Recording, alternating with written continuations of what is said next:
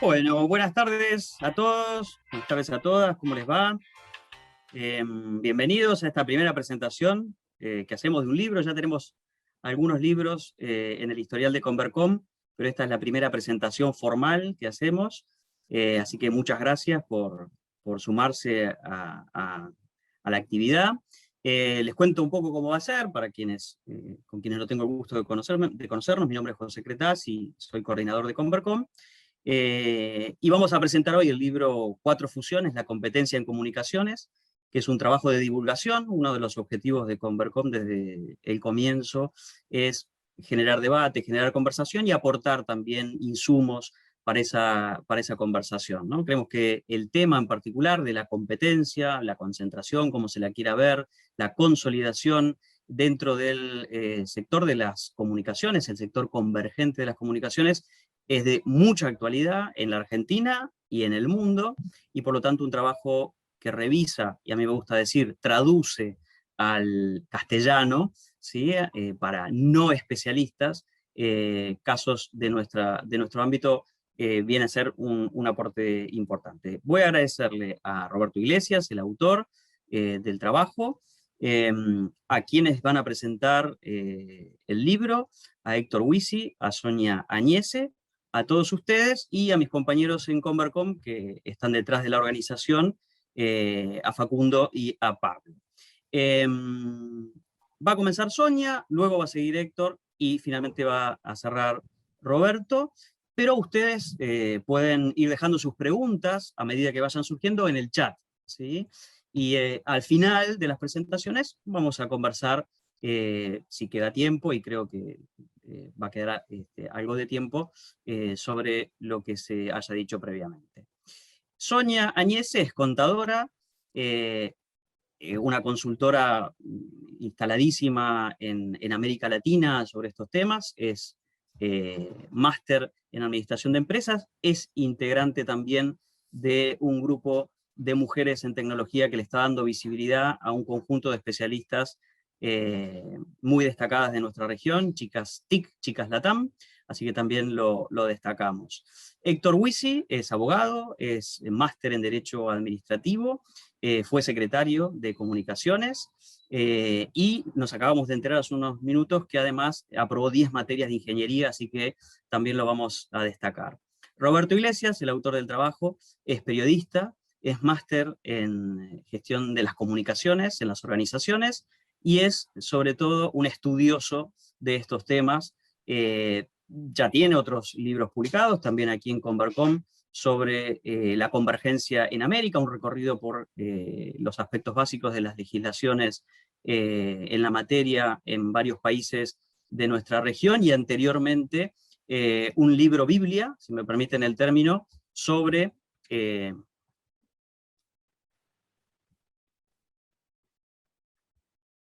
no sé si me están viendo.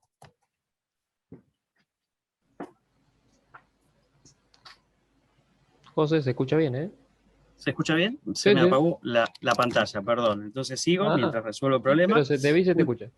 Un libro Biblia, ahí volvió, perdón la interrupción, pensé que me había desconectado. Un libro Biblia sobre la gestión, las leyes y la realidad de Argentina durante los mandatos de Néstor y Cristina Kirchner. El miedo es el mensaje. Así que, para no hacerlo más extenso, solamente agrego que quienes quieran adquirir el libro pueden hacerlo, está en versión ebook, ¿sí? Está en la página de Convercom, convercom.org /libros, y estamos también ofreciendo la posibilidad de adquirir el libro impreso, cosa que va a ocurrir una vez que sepamos cuántos interesados hay. Para no hacerlo más largo, dejo entonces en manos de Sonia la apertura de la presentación. Muchas gracias. Bueno, muchas gracias por la invitación. Realmente es un honor que me hayan convocado para bueno, hacer la presentación de este libro. La verdad que, primero que nada, quiero felicitarlo. Roberto ha hecho un trabajo impresionante. Vos hablabas de este libro Biblia que escribió Roberto. Posiblemente ese ha sido el Antiguo Testamento y este es el Nuevo Testamento, porque la verdad que la cantidad de información, de detalles, recopilación, Digamos, yo hace, bueno, no quiero decir cuántos años, pero ya cerca de 30 años trabajando en la industria, y hay muchas cosas que se hablan en el libro que yo no conocía. Muchas cosas las he vivido desde adentro, y realmente el nivel de conocimiento y de investigación que tiene el libro es muy realmente de detalle, muy destacado, muy profesional. Así que cualquiera que quiera conocer lo que es la historia de las telecomunicaciones y los medios en la Argentina es una lectura obligada. Vamos, hay toda una primera parte donde Roberto cuenta toda la historia de cómo nacieron las telecomunicaciones, cómo fueron conformando los diferentes grupos empresariales, y lo que, bueno, me parece que es algo interesante y que trasciende todo el libro, es la interrelación entre las telecomunicaciones, los medios y la política. Es algo que vemos en cada uno de los hechos, en cada uno de los hechos trascendentales que han ocurrido en el país, en este sector. Hay un corte de los aspectos políticos que es insoslayable y que se detalla muy bien, y que tal vez desde mi mirada, digamos, del punto de vista más económica, que es el que generalmente yo veo, y bueno, cuando se analiza una función que he trabajado desde adentro de las empresas o como consultora, lo que se ve, cuáles son las sinergias, qué es lo que se va a mejorar, cuáles son las posibilidades, cómo mejora el valor de la acción.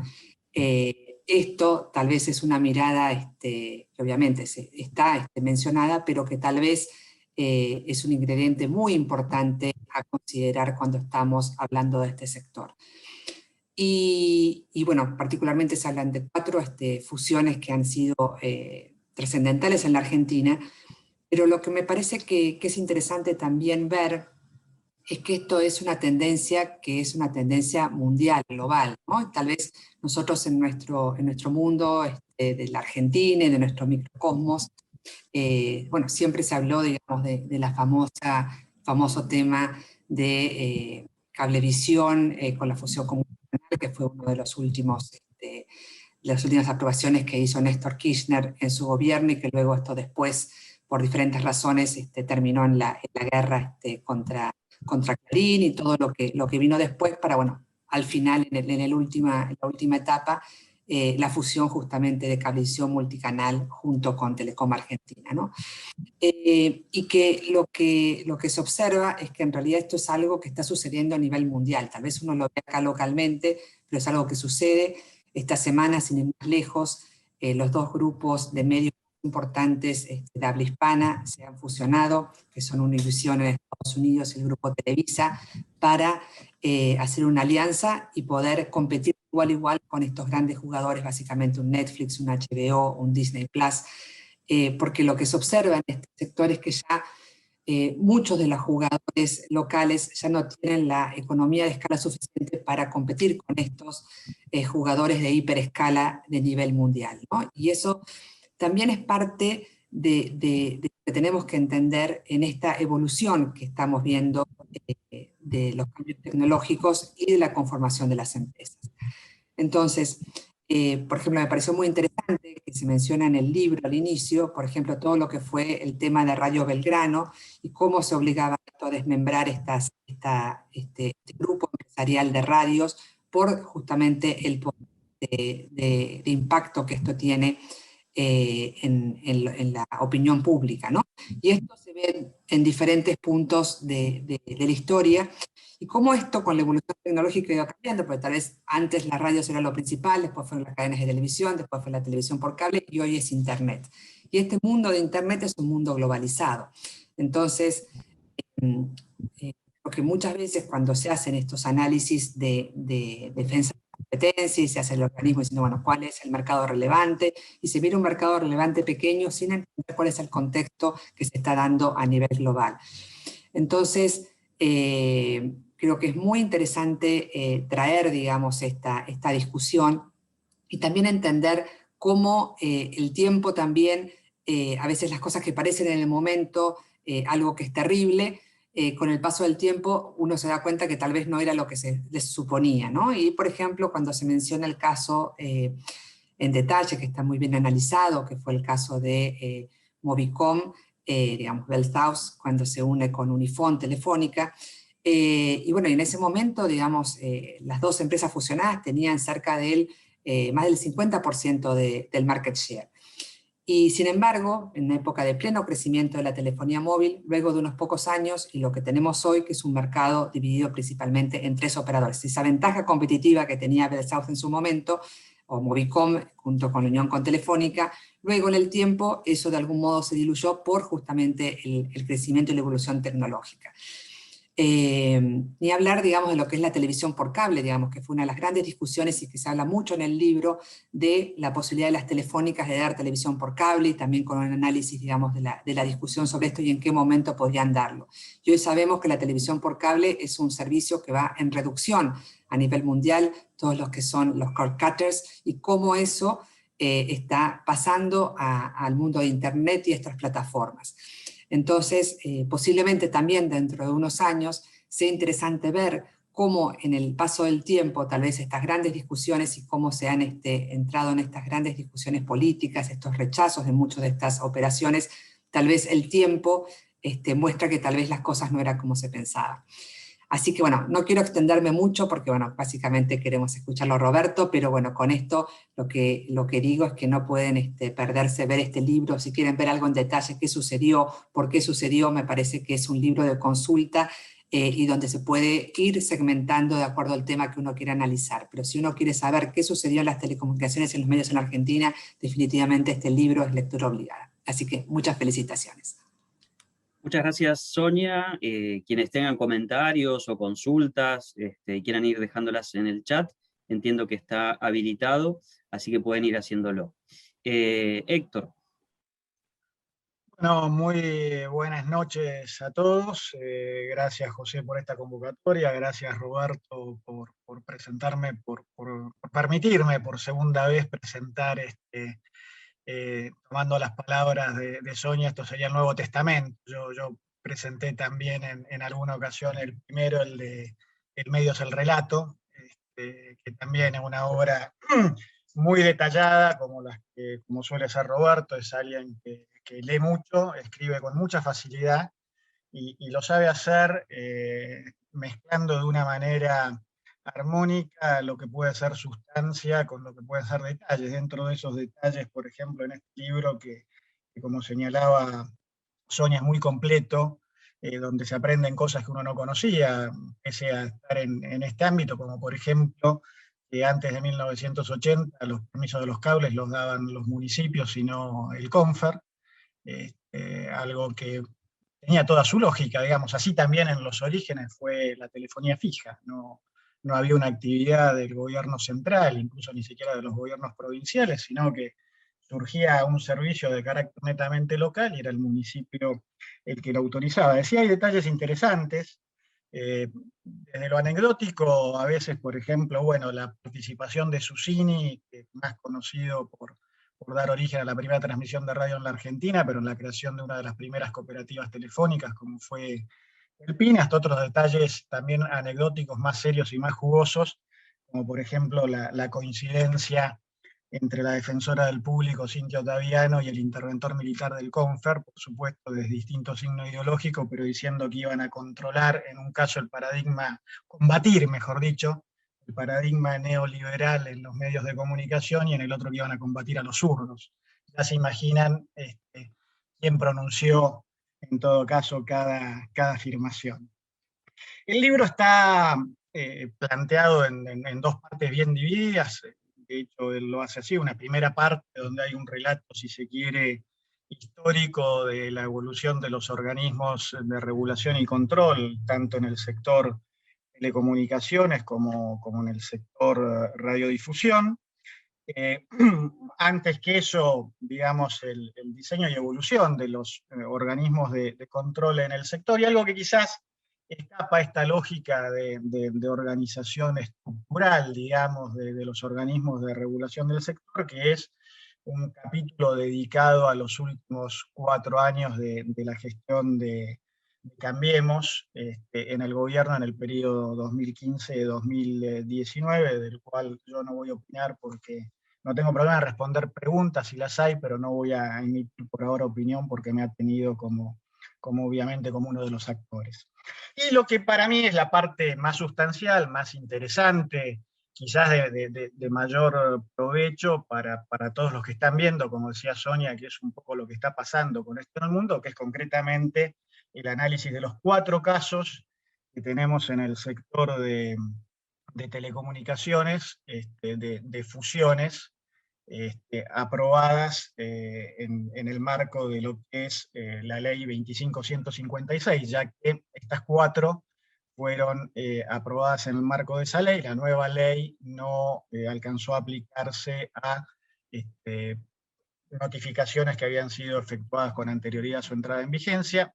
Hay una quinta muy interesante en estudio ahora, que es la de Disney Fox, ahí ya en otro sector de contenidos, pero dentro de lo que es la convergencia seguramente va a ser muy interesante ver cuál es el resultado final de esta operación en términos de si se aprueba o no se aprueba, y si se aprueba eventualmente si es con condiciones o sin condiciones, como en general ha sucedido en otros lugares del mundo donde se ha obligado a desinvertir a la compañía adquirente.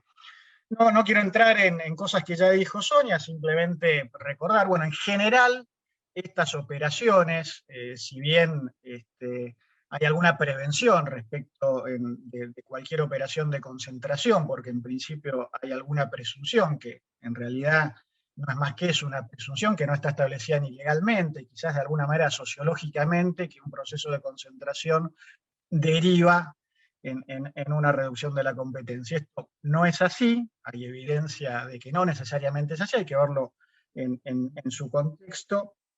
Y ahora quisiera referirme un poquito, a hacer algunos comentarios sobre esta segunda parte, sobre estos 4 casos que ha estudiado con detalle Roberto. Primero decir que bajo el imperio de la vieja ley, de la 22.262, no hay casos significativos en materia de telecomunicaciones. Si nos abrimos un poco más a los contenidos, sí los hay en materia de algunos casos de negativa a vender determinado tipo de programación, básicamente el fútbol, utilizando ese elemento donde alguien tenía los derechos para televisar partidos de fútbol y a la vez era titular o asociado de un medio de distribución, utilizar sus derechos de transmisión como un elemento para afectar eventualmente un competidor. Sobre eso la comisión terminó expidiéndose y en general quedó claro que cuando había algún producto que hacía que la voluntad de un usuario de suscribirse al cable podía ser determinante, bueno, ese producto tenía que ser ofrecido en condiciones equitativas y no discriminatorias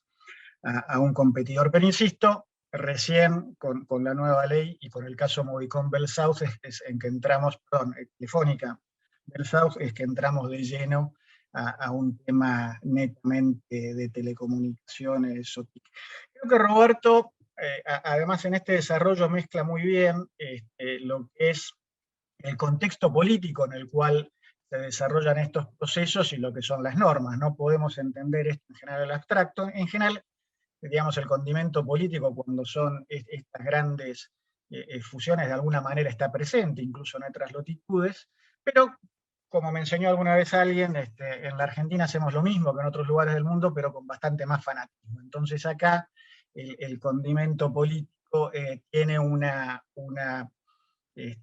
ponderación mucho mayor que puede tener en otros lados, y trasciende lo que es la política exclusivamente sectorial, donde uno a veces tiene argumentos para ir en uno o en otro sentido, y se inscribe más dentro de la disputa de poder y la mayor injerencia que tiene el Estado en algunos países respecto de otros. Y una de las características que también está implícita en el trabajo de Roberto es la mayor inestabilidad de nuestros organismos de regulación, su menor independencia respecto del poder político, que está consagrada normativamente. En otras épocas, normativamente parecía que había muchas garantías, pero en la práctica había subordinación. Hoy está directamente blanqueado esta subordinación a través de la posibilidad, en el caso del ente regulador, de nombrar y remover a los funcionarios a simple voluntad del Poder Ejecutivo.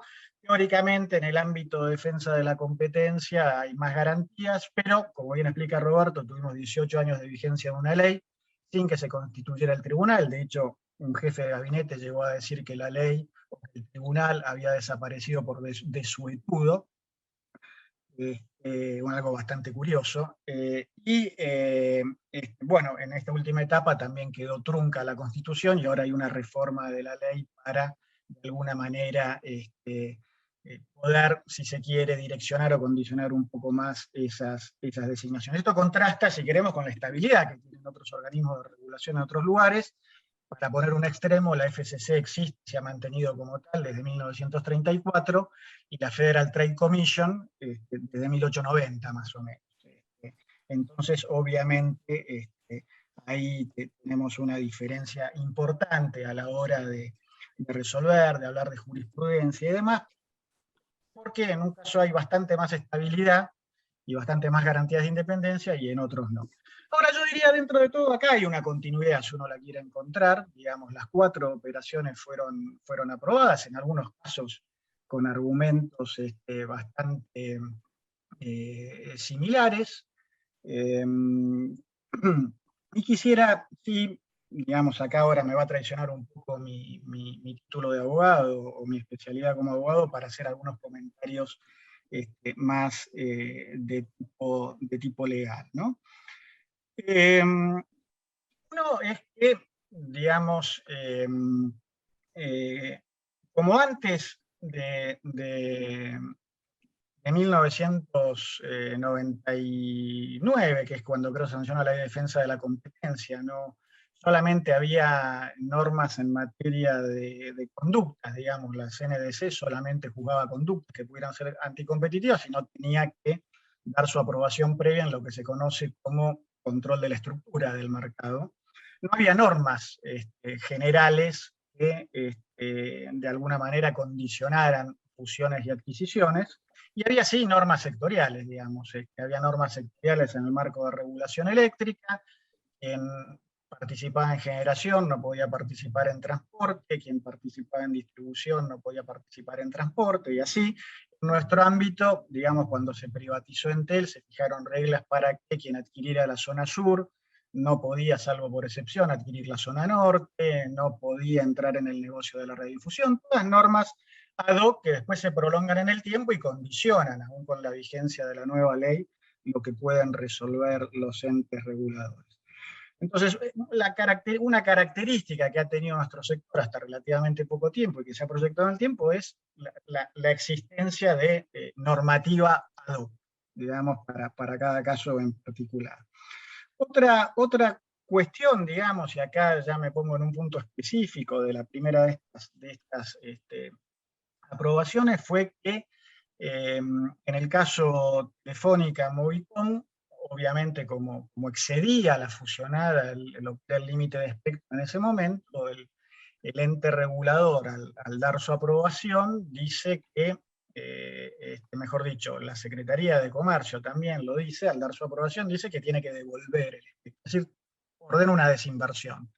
Y acá hay una cosa curiosa que fue consentida por la empresa, obviamente, que es que esa devolución es gratuita, o esa desinversión es gratuita, cuando uno podría plantear, como de hecho ha sucedido en todas las desinversiones que ordenó la Comisión de Defensa de la Competencia, o mejor dicho, la Secretaría de Comercio, al hacer suyo los dictámenes de la Comisión, bueno, el activo sobre el cual se tiene que desinvertir, bueno, se pone en venta, digamos, no se devuelve gratuitamente o no se cede al Estado. Pero como digo, acá le pusieron esa condición, la compañía la aceptó, obviamente se dio un periodo de tiempo, porque Sonia lo sabe mejor que yo, pero eran redes que estaban simultáneamente trabajando, había que integrarlas, tenían incluso distinta tecnología, estaban los usuarios en el medio, y obviamente uno no puede de la noche a la mañana decir, bueno, todo este espectro devuélvemelo y arreglate con el que tuvo un proceso de migración y de adecuación tecnológica que justificó que se llevara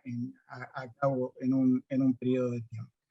El otro tema, y más general, que se entronca con esto que estoy diciendo ahora, pero que también está presente en la última de las fusiones, que es Cablevisión Telecom, es, y en el caso más notoriamente, es que el ente regulador no es quien da la aprobación definitiva a la operación, se siente en condiciones de condicionarla. Inicialmente, tanto la ley 25.156 como la 27.340 y pico, bueno, no, 343, no me acuerdo ahora el número exactamente, todo lo que es el análisis estructural del mercado, las medidas en cómo afecta la fusión, la competencia, qué eventualmente salvaguardas competitivas hay que tomar en el ámbito de ese análisis y de esa aprobación, es resorte de la comisión. Eso estaba claro en la ley 25.156 y sigue estando claro en la modificatoria. La intervención en ese proceso de los entes de regulación, cuando hay una regulación sectorial, es dar una opinión no vinculante. Incluso pueden no darla porque tienen un periodo de tiempo que si transcurre sin que emitan esta opinión, se supone que no tienen objeción a la operación.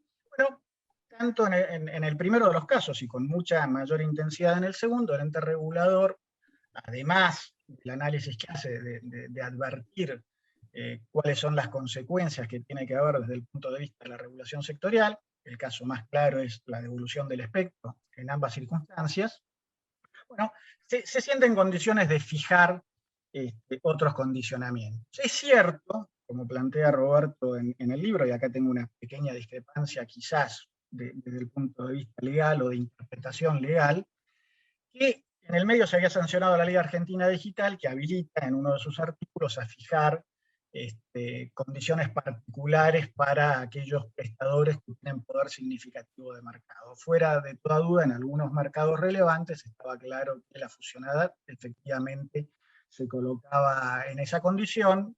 Puede haber un debate respecto de los porcentajes que se fijaron para eso, de cómo se analizó, pero sin duda que en algunos casos esa posición efectivamente existía. Ahora la pregunta es, ¿estos condicionamientos los tenía que fijar el ente regulador o los tenía que fijar la comisión? Para mí los tenía que fijar la comisión. Lo que habilita la Ley Argentina Digital al ente regulador es a fijar normas de carácter general que se aplican a todos los prestadores con poder significativo y no solamente aquel que resulta en una determinada área geográfica y en un determinado mercado de una fusión. Entonces, para dar un ejemplo concreto y que se termine de entender esto, y con esto voy terminando mis comentarios, bueno, si el 80% es el número que determina tener un poder significativo en el mercado, cosa que no registra antecedente en el mundo, creo, bueno, en todo caso, todo prestador que en una área tenga ese porcentaje tendrá que aplicar, como se dijo acá, para el mercado residencial, la tarifa más baja que aplique en un mercado más competitivo, como se tomó el caso del AMBA. Eso era lo que para mí podía ser el ente regulador, y en todo caso, otro tipo de condicionamientos, como los que se tomaron, bueno, tenían que estar adoptados por la Comisión de Defensa de la Competencia, sin perjuicio de que en el curso de su análisis y su opinión, el ente regulador hubiera sugerido, recomendado adoptar este tipo de medidas en función de cómo podía quedar estructurado el mercado si se aprobaba la fusión. En definitiva, para mí, para separar, digamos, la aprobación que tiene que dar de la operación el ente regulador es una vieja rémora de que la licencia es intuito personae, y que entonces lo que hay que verificar es que el nuevo controlante, bueno, es alguien que no va a chocar el auto porque más o menos sabe manejar, tiene una licencia de conductor, tiene plata para pagar el seguro. Insisto, para mí es una rémora de una época en la que había que hacer ese tipo de controles y que hoy en día creo que en razón de eso no se justifican. Sí, por supuesto, es plenamente válido que se quiera analizar la estructura de mercado y el riesgo que estas operaciones pueden suponer o no para la competencia y para el bienestar de los consumidores en el mercado. Pero bueno, se optó por ese camino. En todo caso, uno después puede ver si esas medidas fueron las adecuadas o no. No parece hasta ahora, digamos, más allá de algunas prevenciones que ha habido, que esto haya causado algún perjuicio en el mercado. Se puede discutir si las medidas pudieron ir un poco más allá, un poco más acá, si en vez del 80, el 60, el 40, el 95, si tendría que haber habido algunas otras normas complementarias, pero en definitiva, ese tema de que, bueno, acá viene esta compañía y se acaba todo, se acaba el mundo, como alguno pudo haber pensado que con el 52% de share, Telefónica iba a ser indesplazable en el mercado móvil hace 15 años, bueno, eso hasta ahora no parece haber evidencia de que haya sucedido. Por supuesto, este es un análisis muy superficial, muy parcial, habría que profundizarlo, pero en todo caso me parece que a priori no parece que estemos enfrentando ese tipo de problemas. En todo caso, habrá que profundizar los análisis, que hoy creo que van más por ver qué está pasando con el mundo de las OTTs, de las plataformas, cómo se está desarrollando esos mercados, que ver exclusivamente un mercado de infraestructura, donde incluso la regulación parece haber encontrado hace tiempo cómo lidiar con los problemas competitivos que puedan aparecer en ese sector, y que más allá de lo que se haya dicho en un momento puntual, como fue la aprobación de la fusión, siempre se cuentan con elementos para eventualmente intervenir si se advierte que desde el punto de vista de lo que es la infraestructura que sirve de soporte a la prestación de otros servicios, estamos afrontando algún tipo de problema. De hecho, algunas cosas que advirtieron sobre la concentración y la libertad de expresión, uno tiene en la pantalla de cualquiera de estos servicios la posibilidad de acceder a una pluralidad de voces. Uno puede ver, por poner extremos, C5N, OTN o La Nación Más, prácticamente en cualquiera de las ofertas que uno tiene hoy de contenidos, digamos, con lo cual que haya 2 o 3 que son dueños de los cables no es tan relevante respecto a que uno tiene una oferta amplísima de contenido. Bueno, culmino con digamos, para todos aquellos que les gustan y siguen estos temas, creo que el libro de Roberto brinda, como digo, una detallada y medulosa cronología, por un lado, de cómo ha avanzado la regulación y la política, pero también, además de ponerlo en su contexto político y de marcar esto, hace un análisis objetivo, o brindando al lector los elementos objetivos para que cada uno pueda sacar su opinión, y está muy claro esa distinción entre lo que el autor puede opinar, o la opinión política que él puede tener, respecto de lo que son la objetividad de los hechos. Así que, como Sonia, también recomiendo al que le interese leer este libro. Muchas gracias, Héctor, por tu intervención. Recordamos que está habilitado el chat por si quieren ir dejándonos comentarios o consultas para luego seguir en la conversación. Bueno, Roberto, llegó el momento. Bueno, por supuesto no tengo más que palabras de agradecimiento, tanto para vos, para José Cretaz, que realmente, además de ser un gran analista, periodista y emprendedor, siempre está dispuesto a realzar el trabajo ajeno, cosa que no es común en la Argentina y en muchos otros ámbitos, así que vaya mi reconocimiento por este tema, dado que efectivamente es el segundo libro que estoy publicando con Convercon. Sonia y Héctor, muchísimas gracias por haber accedido a estar en la presentación, tomarse también el trabajo de leer el libro. Me parece que les gustó, por lo menos, y espero también que a todos los que están viendo no dejen de tener la ocasión de acceder al libro, de leerlo, si son temas que les interesa. Desde ya, bueno, es también para mí un honor que Sonia Añez, que es una destacada analista nacional e internacional, es un poco como Borges ella, ¿no? Es muy argentina y muy internacional a la vez.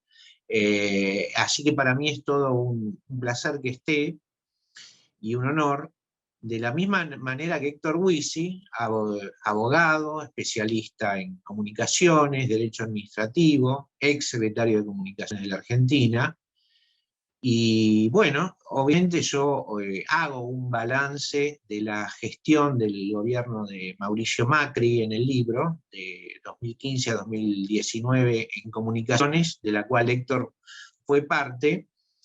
Y bueno, no puedo dejar de decir que realmente en los últimos 20 años me parece que fue el único funcionario de alto rango que más o menos entendió del tema, porque no sé, habría que ver desde el 2001 en adelante si realmente contamos con gente competente, no ya hablando de si fueron políticas buenas o malas, pero lo cierto es que me honra que una persona que realmente entienda del tema esté aquí en esta presentación del libro.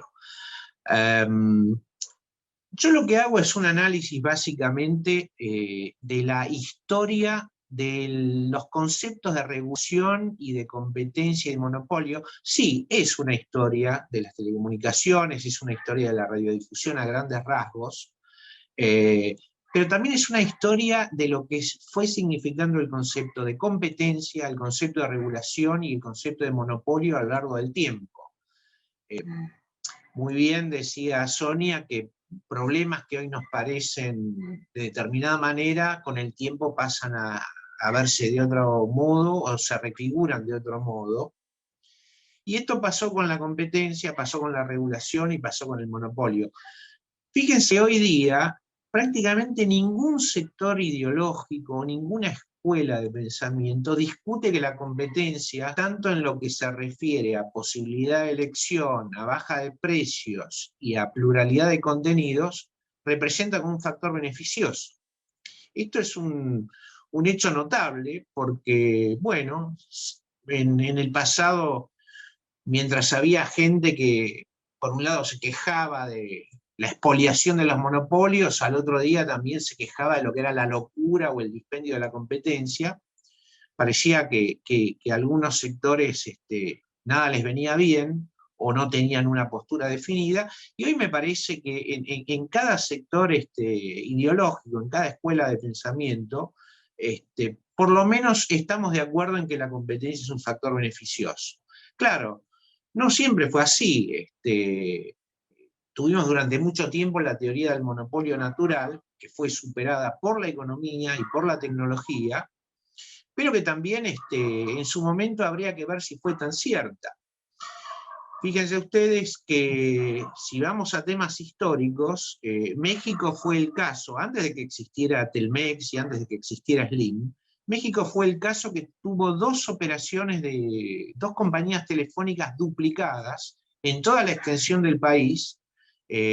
Una pertenecía a AT&T y otra era de Ericsson, y desde 1900 hasta 1950 compitieron básicamente en todo el territorio, pero claro, no se interconectaban.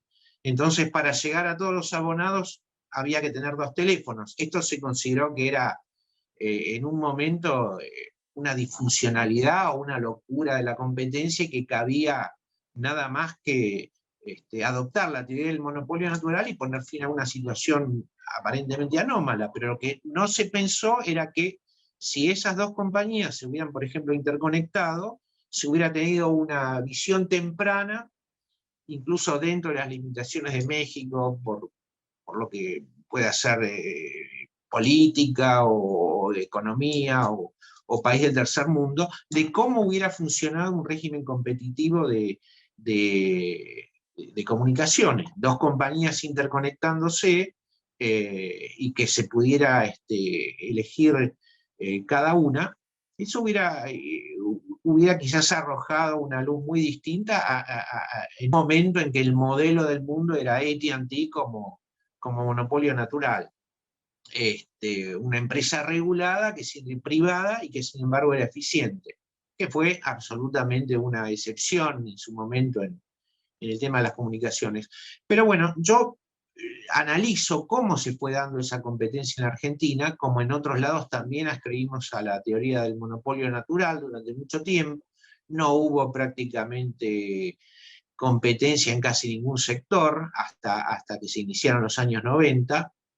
Y ahí vamos al tema de las regulaciones. También me fijo un poco qué significa regulación, y hay regulaciones y regulaciones también, es importante. A veces hablamos de regulación, sectores que creen que toda regulación es inconveniente, o hay sectores que creen que hay que regular todo, pero lo cierto es que hay regulaciones y regulaciones. Hay regulaciones procompetitivas y hay regulaciones anticompetitivas.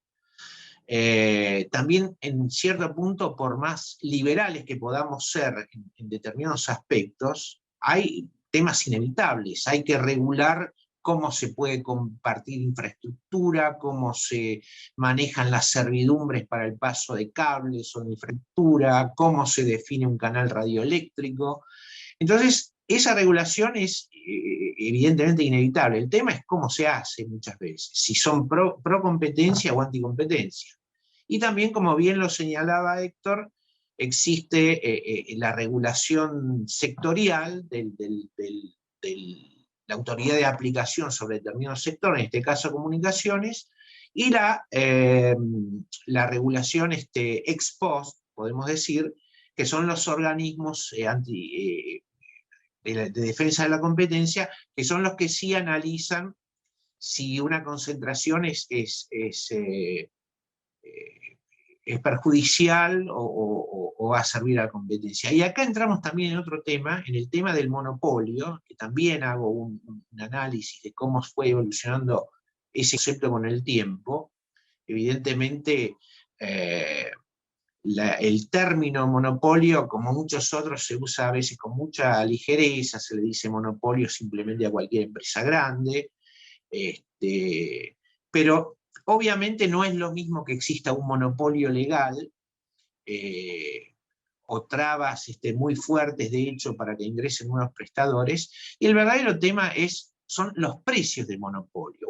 ¿Qué es un precio de monopolio? Cuando alguien restringe la oferta y puede hacer subir el precio. Entonces, el problema no es el monopolio per se, sino los precios de monopolio, y cuándo en esos casos se presentan. De ahí la pertinencia de que haya organismos de defensa de la competencia y el monopolio que analicen exactamente cuándo estas situaciones se producen. Entonces lo que intento también en el libro es analizar cómo esa competencia y regulación se ha dado en radiodifusión, cómo se dio esa competencia y regulación en las telecomunicaciones, básicamente en Argentina. Y bueno, si analizamos la historia de la radiodifusión, vamos a ver que el principal problema fueron las barreras de ingreso. Desde los años 30 se determinó que las licencias de radio y televisión se daban por concurso público, lo cual está bien, pero lo que estuvo mal históricamente en la Argentina es que esos concursos públicos se convocaban solo y cuando el Estado quería, no a petición de partes. Como consecuencia, ustedes recordarán, durante algo así como 50 o 60 años hubo uno o dos concursos, o sea, dos oportunidades, por ejemplo, para habilitar canales de televisión abiertos en Buenos Aires. Entonces ahí tenemos una acción claramente anticompetitiva del Estado, que por mucho tiempo limitó, por ejemplo, el número de canales de televisión abiertos. Lo mismo pasó con las emisoras de radio, y por eso no puede extrañar todo este movimiento que hubo a fines de los años 80, que hizo aparecer miles, literalmente miles de emisoras truchas, básicamente de FM, pero también algunas de AM y otras de televisión, que fue una rebelión, de alguna manera, contra el efecto acumulado de restricciones históricas. En cambio, el cable fue algo totalmente distinto. No hubo nunca ningún tipo de regulación, no hubo concursos, no usaban espectro radioeléctrico, también eso estaba bien. Y bueno, llegamos a tener un desarrollo de cable que nos puso en los primeros lugares en el mundo, porque los cables se daban a demanda, no había concursos, no había cupos por ciudad, había ciudades que llegaron a tener hasta 10 empresas de cable superpuestas en determinados lugares, y bueno, eso realmente fue un motivo por los cuales el cable creció tanto en la Argentina.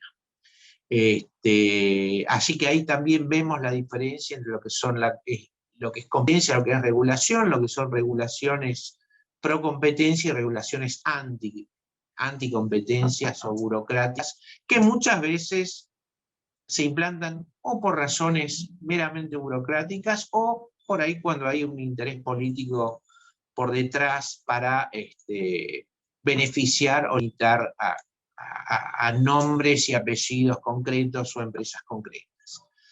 No les voy a hablar para eso tendrían que ver el libro, pero no les voy a hablar de los particulares de cada una de las fusiones que analizo y de cómo actuó el organismo antimonopolio.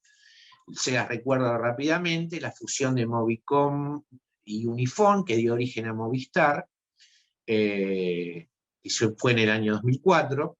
La fusión de Cablevisión y Multicanal del 2008, que creó una nueva Cablevisión. En ese momento el gobierno estaba en buenas relaciones con el grupo Clarín. Después vino la guerra contra Clarín, salió otro dictamen que deshacía la fusión, y ahí vemos también cómo los organismos están permeados muchas veces por razones políticas, no son verdaderamente independientes, se mueven al compás de consideraciones extraeconómicas y extracompetitivas. El otro caso que analizo es el aparente control de Telecom por parte de Telefónica. En realidad Telefónica había comprado la matriz de Telecom Italia, que era inversora de Telecom en Argentina.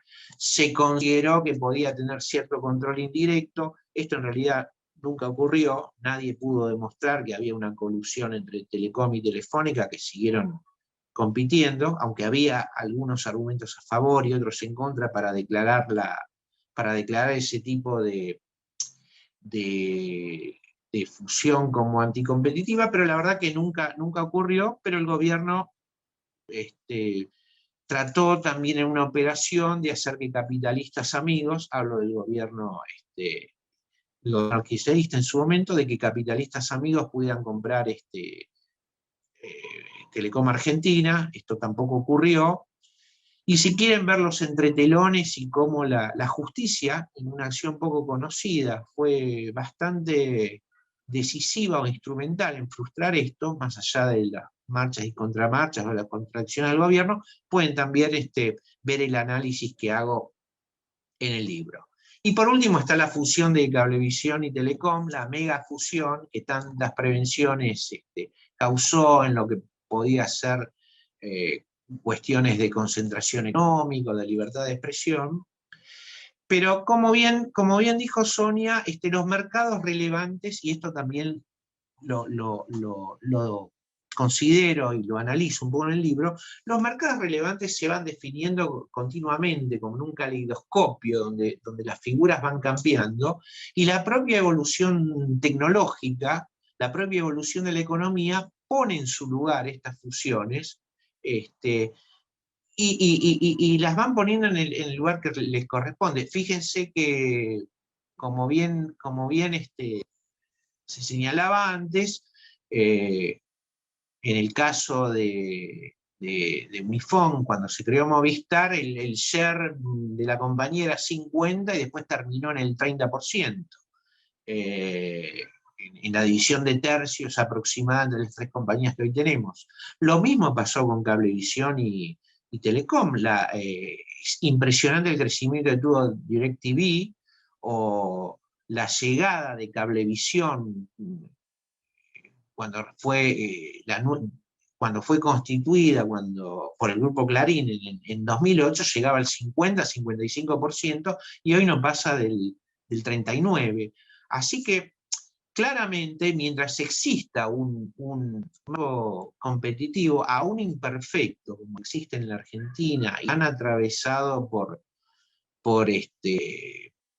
mal funcionamiento de los organismos, una economía bastante enrarecida, así todo repito, la evolución económica pone en su lugar estas fusiones, y al final el famoso tema de la concentración, con el que siempre nos quieren alguna escuela de pensamiento atormentar, de que van a hacer cosas tremendas para el usuario, para la economía, para la libertad de expresión, esto en realidad no se desarrolla. Por eso yo digo, las fusiones y absorciones son parte también de la competencia, porque si minifundizamos y feudalizamos en pequeñas parcelitas todo el sistema de comunicaciones, evidentemente vamos a tener empresas débiles, enclenques, y que ni va a haber verdadera libertad de expresión, ni va a haber verdaderos servicios accesibles al consumidor, ni va a haber tecnología disponible por la propia debilidad de esos entes. O sea que la competencia es competencia, pero las fusiones y absorciones, cuando están bien hechas, cuando se realizan bajo un marco adecuado, y cuando tienen el contralor necesario por parte de un organismo de defensa de la competencia, son también afirmaciones de la competencia. Fíjense que en Chile, por ejemplo, había 3 o 4, creo que 4 redes troncales de distintos prestadores, y no hace mucho tiempo atrás BTR renunció a tener un backbone, una red troncal propia, y se convirtió en un operador celular virtual, porque 4 redes backbone 4 redes troncales eran demasiado para un mercado del tamaño de Chile. Entonces la competencia sigue, no es que automáticamente esa reducción de infraestructura perjudica al consumidor, al contrario. Puede seguir habiendo 3 distintas infraestructuras, 3 distintas empresas, puede haber competencia, y se evita así, cuando la competencia se extiende más allá de cierto límite, que termina siendo ruinosa, o termina duplicando infraestructuras, bueno, esos recursos se ahorran en la economía y con provecho se pueden invertir en otras actividades, o en otras áreas de las comunicaciones que las requieren. Así que siempre tenemos que distinguir entre lo que es una concentración perjudicial, que es mala económicamente, o puede ser mala en algunos casos concretos en el tema de radiodifusión o televisión. Recordemos Televisa en su momento en México, que manejaba todos los canales de televisión de México, una empresa privada, manejando todos los canales de televisión de una ciudad o de un país. Pero claro, generalmente cuando estas cosas existen no se deben tanto al funcionamiento del mercado, sino que hay una mano detrás política que la favorece. Y sabemos que en una época Televisa fue como la simbiosis con el partido tanto tiempo gobernante en México, que fue el PRI. Bueno, hay mucho para ver. El libro quizás es menos árido de lo que parece el tema, y bueno, los invito a que lo puedan, que lo puedan leer, y voy a terminar con una anécdota absolutamente de color sobre el tema regulación y comunicaciones. Seguramente ustedes conocen un poco la historia de la FCC, la Comisión de Comunicaciones de Estados Unidos.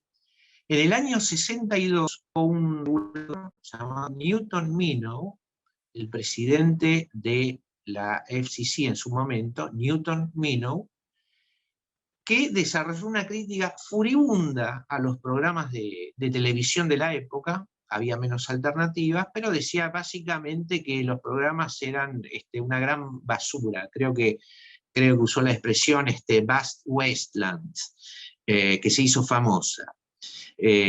Bueno, esto seguramente no lo saben muchos, pero todos ustedes sí conocen la serie de televisión La Isla de Gilligan, y ustedes saben que el barquito en el cual los protagonistas naufragaban y terminaban en esa isla ignota y desierta, como decía la canción, fue bautizada con el nombre del presidente de la FCC.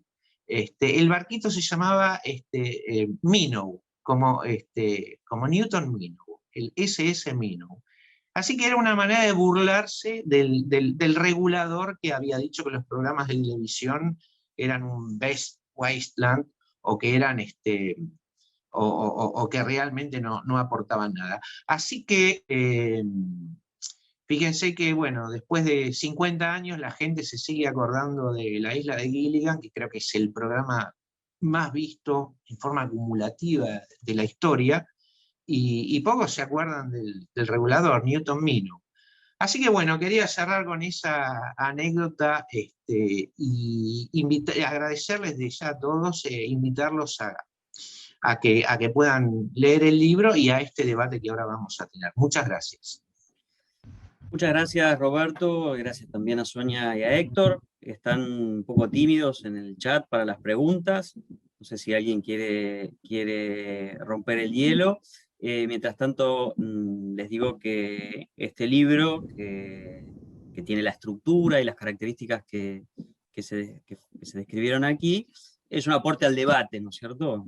Nosotros también desde el comienzo de Convercom sentíamos que faltaban ciertas voces en la conversación tan intensa y tan frecuente en la Argentina, incluso en la agenda de la sociedad en su conjunto, sobre el tema comunicaciones y sobre el tema regulatorio, y nos pareció relevante bueno, ponerlo por escrito, dedicar el tiempo que dedicó Roberto, el esfuerzo, el estudio, la sistematización y el análisis de casos que fueron motivo de esa conversación. Así que nada, están más que invitados a considerar este trabajo, que está en versión ebook, y para para conocer un poco cuál es la demanda, también ya tenemos ahí en el sitio el formulario para preordenar la versión impresa. Si no hay nadie que rompe el hielo, yo tengo algunas preguntas, le pido a los expositores que sean breves, así cerramos más o menos en los tiempos previstos. Les voy a hacer una pregunta a cada uno.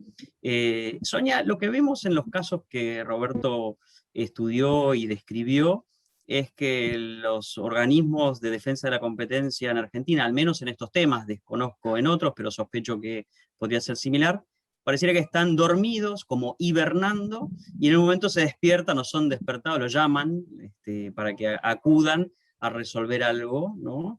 ¿Cómo es en otros lugares? ¿Son organismos permanentes? ¿Generan documentos? ¿Estudian preventivamente? ¿Hacen recomendaciones? ¿Cómo es en la región y en el mundo? Creo que... Ahí está. Sí. Parece que, digamos, un poco lo que se muestra, digamos, en la primera etapa del libro, es que estos organismos estaban directamente dependiendo de un poder político. Luego, con el cambio de ley de defensa de la competencia, que era un poco trunco, la idea era tener justamente un organismo autárquico, y esa es la recomendación internacional respecto a estos organismos, justamente que sean organismos que sean independientes, tengan un nivel profesional y que los cargos sean justamente por concurso, con gente realmente especializada. Y, digamos, a la vez dentro de estos organismos hay que son especialistas en defensa de la competencia, también tienen su especialización por sector. Digamos, en los países avanzados vemos que esto es una práctica normal, son parte de los lineamientos generales y son organismos independientes. En América Latina, lamentablemente también vemos mucho de lo que ha sucedido aquí en la Argentina, de organismos muy atados al poder político y con esta tendencia a estar un poco dormidos y esperando cuando haya una señal de activar los casos o cajonearlos, ¿no? Un poco lo que se observa. Sí vemos un esfuerzo importante en el último tiempo. Acá mencionaban, Roberto, el caso de México, el caso de Telmex y de Televisa. Particularmente es un país, digamos, donde lo que es el poder de dominio del mercado es altísimo en este sector, con operadores que tienen más del 50% del mercado, y en ese sentido se han hecho reformas muy importantes a nivel constitucional para tratar de trabajar con los organismos en forma independiente. Este tipo de logros y llevar estas instituciones adelante no son cosas que se logren de un día para el otro, pero sí, lo que parece importante es un compromiso en el mediano y largo plazo para trabajar en este sentido. Parece que es uno de los puntos fundamentales que tenemos que cambiar en América Latina para darle certidumbre a los inversionistas y que vengan las inversiones. Yo, si soy un inversionista y veo el libro de Roberto, me voy a preocupar mucho, porque evidentemente muchas de las decisiones de los cambios van a depender de estas cuestiones políticas, y alguien que invierte quiere invertir basándose en leyes que tengan una continuidad y con organismos que vayan a analizar la situación con el expertise que corresponde de acuerdo a la materia, y que sean independientes de poder político. Muchos países están tratando de trabajar en este sentido. Me parece que es un compromiso que tenemos desde la Argentina de también trabajar hacia ahí. Espero, digamos, que lo que se trabajó en defensa de la competencia y todo ese esfuerzo que se hizo para crear un organismo independiente, con la actual modificación que se quiere hacer de la ley, no volvamos para atrás, ¿no? Que trabajemos hacia adelante con esta idea de trabajar en forma independiente, que al poder político no le guste, porque en gran parte de eso va a depender que empresas vengan y puedan invertir, y que realmente cuando se analice una fusión se haga en función de las recomendaciones internacionales, y no de acomodarlo para que cierre desde el punto de vista político del momento, ¿no? Muchas gracias, Sonia. Y hablando de acomodar, da la impresión de que cada nuevo gobierno que llega necesita como reacomodar la legislación vigente, entonces manda un nuevo proyecto. Héctor, digamos, ¿esto es así? ¿Cada nuevo gobierno viene con un nuevo proyecto de ley de defensa de la competencia aplicable al ámbito de las telecomunicaciones? Y además otra cosa, que es lo que decíamos anteriormente, ¿no? Finalmente nunca se termina de aplicar, ¿no? Esas innovaciones, a veces tomadas de buenos casos o del derecho comparado, no terminan de concretarse, como los famosos tribunales que vos describías. ¿Cómo es la cosa?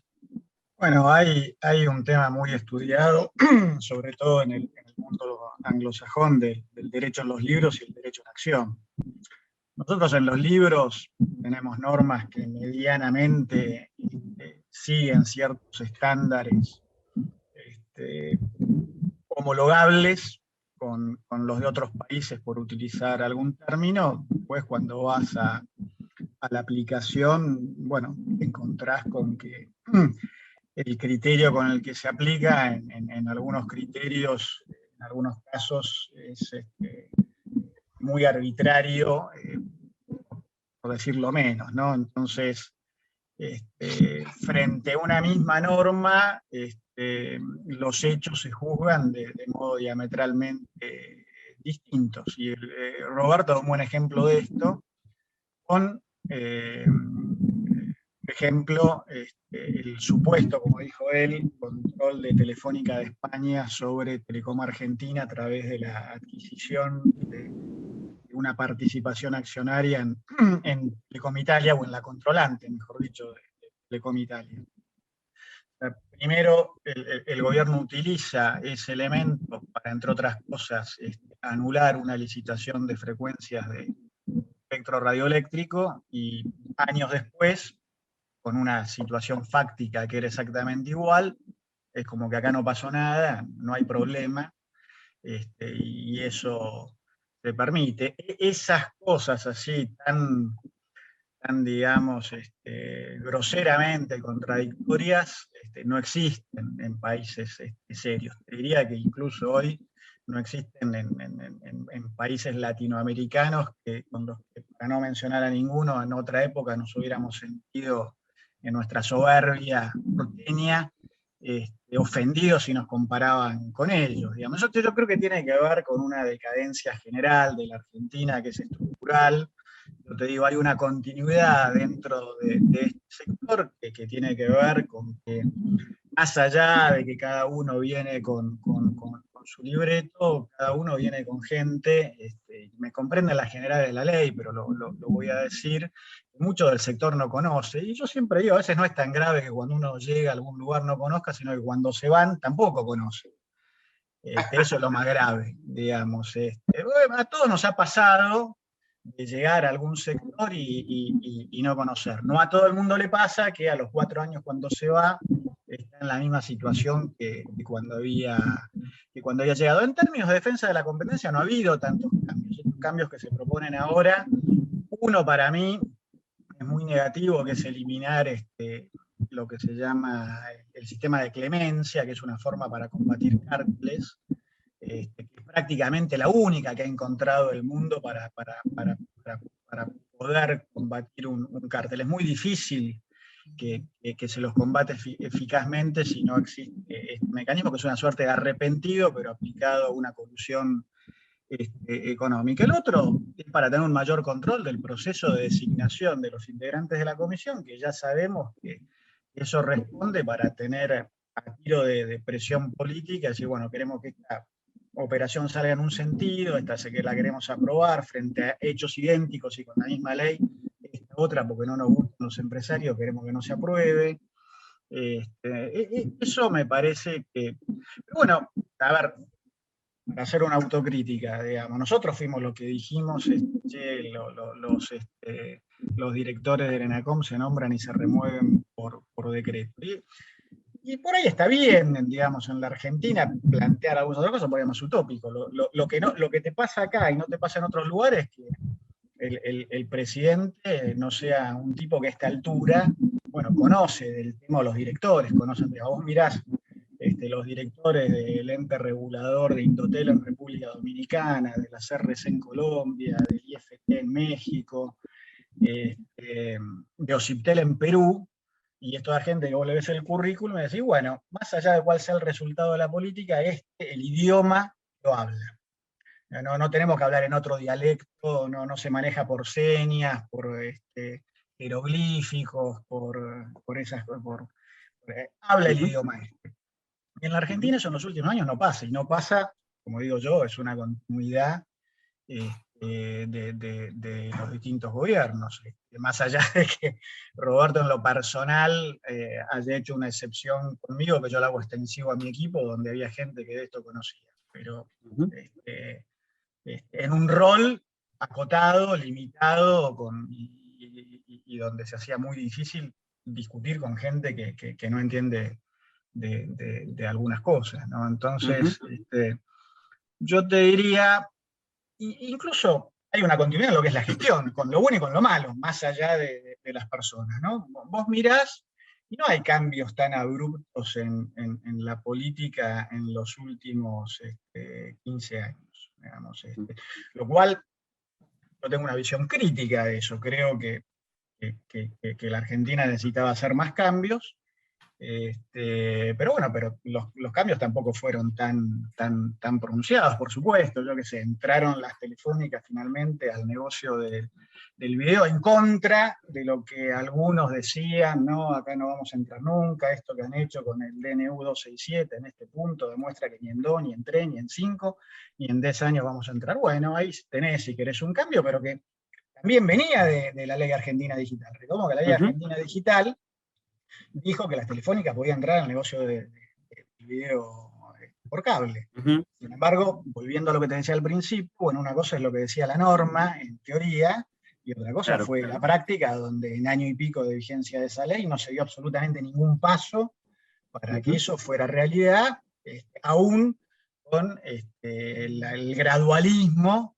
que planteaba la ley en su artículo 94, 95, en su versión original, para no afectar a los más pequeños en el interior, en fin. Entonces te diría, hay una continuidad con sus cosas positivas y con sus cosas negativas. Si querés que te marque algo positivo, es ARSAT. Yo discrepo con el diseño de origen del proyecto de ARSAT, creo que tendría que haber sido distinto, creo que hay formas mejores de hacerlo, como lo hace Chile, pero indudablemente había que hacer algo para llevar conectividad troncal allí donde el mercado no tiene los incentivos para conectar a la gente, pues no podemos tener argentinos de primera y de segunda, y que se te tocó vivir en la línea sur en Río Negro, y o pagás $500 la conexión de internet, y tenés 2 megas, o te jodiste. No, ahí tiene que haber un rol más activo del Estado, donde el mercado no trabaja. Dicho esto, digamos, el gobierno de Cambiemos continuó con con esa obra de Arsat, que yo te digo, probablemente si la tuviéramos que haber hecho de cero, lo hubiéramos hecho distinto, pero no tiramos por la borda y dijimos, bueno, ahora vamos a refundar todo porque a nosotros no nos gusta cómo se hizo. Bueno, con los recursos que teníamos, a eso se le dio continuidad. No se le dio continuidad al satélite, si querés, tampoco es que se dijo vamos a tirar todos los satélites al tacho de la basura, sino que nos encargamos de que tuvieran permisos, de venderlo, el 100% de la capacidad, digamos, del ARSAT 2, por ejemplo, se vendió básicamente bajo de cambio. Vos podemos opinar del ARSAT 3, que insisto, no es que se dijo nunca se va a hacer, sino que se puso en un paréntesis para estudiarlo. Me parece bien que el gobierno quiera verlo, pero bueno, hay continuidades en lo bueno y en lo malo. Gracias, Héctor. La última pregunta, Roberto, y aprovechamos que Luis nos dejó una pregunta en el chat y yo le voy a agregar un matiz. Dice Luis, la ley de medios fue lanzada con, entre otras premisas, favorecer a medios universitarios para estudiantes de periodismo, producción, etc. ¿Crees que se cumplió ese objetivo? Y sobre la pregunta de Luis, y obviamente da para otro libro que sería el Nuevo Testamento, pero te pido, Roberto, una respuesta más breve, es si esa promesa como síntesis que tenía la ley de Servicio de Comunicación Audiovisual de desmonopolizar se verificó. No, en lo que respecta a emisoras universitarias, ni se cumplió ni se dejó de cumplir. Siempre existieron emisoras universitarias en la Argentina. Una de las más viejas del planeta es Radio Universidad de La Plata, el R11, que transmite desde 1925, Radio Universidad del Litoral de Santa Fe. Mucho antes de la ley de medios existieron emisoras universitarias, y cuando se creó todo el movimiento de radios FM, radios comunitarias, en los 90, también aparecieron muchísimas emisoras universitarias. Estamos hablando, antes de los 90, supongamos que existía menos de 10. Después de los 90 y mucho antes de la ley de medios, o la ley de servicios de comunicación audiovisual, ya había como 30 o 40. Y estas emisoras surgieron antes de la ley. Así que la ley de medios ni favoreció ni no favoreció, porque bien, como bien dice Héctor, existen continuidades. Algunos lo pueden llamar, ¿cómo se llama? El segundo nivel de la democracia, bueno, en un sentido malo, los sótanos de la democracia, pero también existe una burocracia y una inercia que a veces es buena y a veces es mala, y que siempre se sigue cumpliendo independientemente de las leyes y sus reglamentaciones. O sea, en ese sentido la ley de medios ni favoreció ni dejó de favorecer. Claro, se puso de moda después la ley de medios que surgieran más emisoras universitarias, y empezaron a surgir como habían surgido. Yo soy un gran defensor de la radiodifusión privada y competitiva, pero también soy un gran defensor de la radiodifusión pública. Así que me parece bien que existan medios públicos, siempre que sean medios que cumplan una función alternativa y no sean ni medios veladamente comerciales, ni medios que sean trincheras políticas sectarias. O sea, una radiodifusión pública que cumpla su verdadero rol y dentro de sus justas proporciones es interesante y es deseable. A mí me gusta mucho Netflix, pero también me gusta mucho la radio pública norteamericana. Entonces yo defiendo las dos cosas, y me parece que hay que promoverlas dentro de lo que su justa medida, dentro de lo que son. Como bien apunta Sonia, creo que en el chat que llegué a ver, sí, claro, hoy cualquiera puede abrir un canal de YouTube y lanzar un streaming de radio o televisión por ahí, así que eso pone el problema en otra dimensión. Hoy tenemos abundancia de posibilidades, abundancia de medios, y bueno, en ese sentido, cuanto más voces participen, públicas o privadas, con las limitantes que tiene que tener un sector público, es decir, que no sea una cosa niveladamente comercial, niveladamente trinchera política sectaria, me parece excelente. Así que bueno, las emisoras universitarias o cualquier otra del mismo estilo van a seguir existiendo, van a seguir apareciendo y hoy tienen más posibilidades que nunca para hacer oír su voz. Bueno, Roberto, muchas gracias Héctor, gracias Sonia, gracias a los que se quedaron hasta el final. Se ve que el tema resultó interesante, seguimos en contacto. La semana que viene tenemos un segundo encuentro Convercom del año, con foco en 5G. También los invitamos a visitar ahí nuestra web, convercom.org, para inscribirse, un encuentro gratuito con un panel de experiencias regulatorias en América Latina, en materia de facilitar el despliegue del 5G, con un panel de operadores y con un panel de proveedores de infraestructura, con la participación también del presidente del ENACOM en la apertura y de la voz de organizaciones multilaterales al final. Así que están invitados y estamos en contacto en Twitter, en las redes, en los encuentros Convercom, en los libros, en los cursos que también ofrecemos desde este espacio. Gracias de nuevo y nos vemos la próxima. Muchas gracias. Chao, gracias. Gracias a todos.